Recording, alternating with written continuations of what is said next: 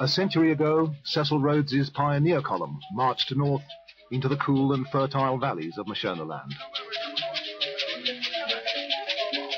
The colony that bore his name was founded on a wholesale land grab by British settlers. It went on for more than 50 years, and the independent nation of Zimbabwe is still wrestling with its consequences.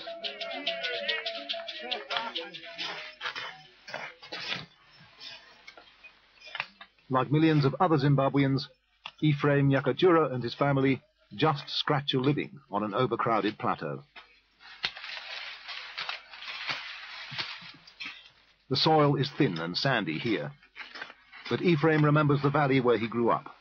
Rich land, well watered with space to spare, and the day in 1944 when British soldiers came to take it.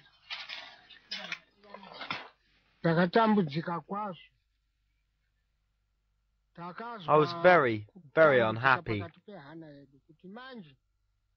In my heart, I felt it was the end of the world.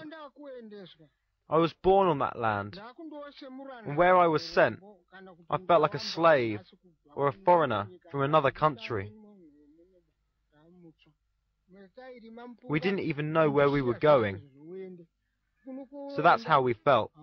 We really suffered. Well,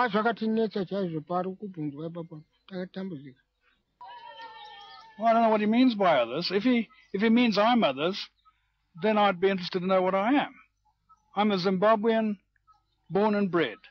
I was born here, lived here all my life, made a commitment to this country. How can you actually say to somebody, I'm going to buy your farm by law.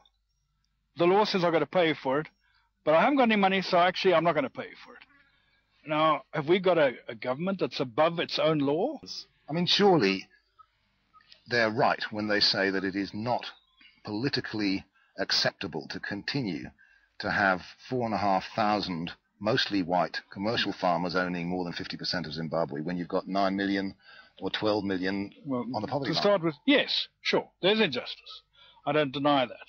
There's also, and that's why I support the need for a properly structured, organized, funded land resettlement and reform program, agrarian reform. Nobody's opposed to that. It's in the interest of the country. Why did it take so long? To come forth with this deal to compensate the country? In respect of land acquired for acquisition, it had to be on a willing buyer, willing seller basis. So you go to a farmer and say, we want your farm for a land reform. And if he says no, that's it. Says yes, fine, you acquire it. And that way, you will not acquire land in a manner which would enable you to have, entities of land knit together. So you could then attach them to the communal area and get people resettled properly and efficiently. You'd get one farm here, another farm very far away. So we couldn't have made this until some, they said 10 years had passed by, you see. So we had to buy the Constitution. So we didn't tear up the Constitution, could have done that and said, it offends against the interests of the people. But we said, no, let's bide our time. 10 years will soon come by. However, in 1997, British Prime Minister Tony Blair stopped funding the Lancaster Agreement. 3 years later, the Zimbabwean Parliament authorized the resettlement of thousands of landless blacks on previously white-owned farms. What was the deal they reneged on, Mr. President? That Britain would pay compensation. That is what we agreed upon with Lord Carrington. They were also supported in regard to that by the Carter administration, and America committed itself to giving substantial amounts, as they said, towards land reform, and this money could be used for purposes of compensating the farmers. What happened? We reached the 10 years and we amended the Constitution. So acquisition now had to be in the national interest. That's all. That was in the national interest. And if we decided land, it was in the national interest that we acquire your land. Fine. Then we would work out what compensation we desired. And that naturally would be a burden for Britain to pay. We would, as we still are doing, pay you for the developments and improvements on your farm. That was our burden. But Britain had to pay the market price of the farm. And this is what these guys reneged on Blair, number 10 Downing Street.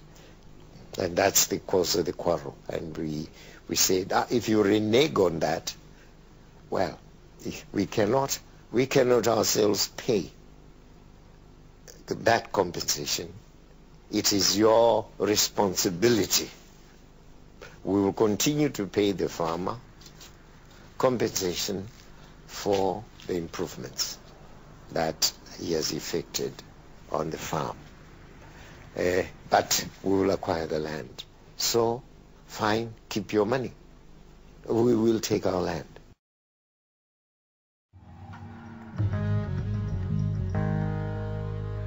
It's not just personal sanctions, as they say. That's very dishonest of them to say so.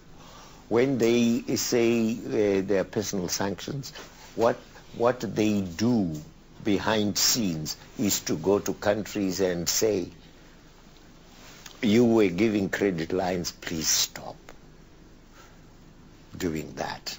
They even, in some cases, were intercepting, the ships carrying our oil from Kuwait IPG and from also Libya. They would actually send people to say, we will pay you, much more than the Zimbabwe is going to pay you for this shipment. You see, and that. But the United States has been very blatant about it. And the message out there to our partners was that doing business with Zimbabwe was risky. So, and also the interference with the international organization, IMF and the World Bank. And they would actually tell them not to do anything. We had a meeting of the two in Dar es Salaam. Both of them came to us and said, there is no way we can extend facilities to you without a nod from number 10 Downing Street and White House. We're going to make the economy scream, said Nixon.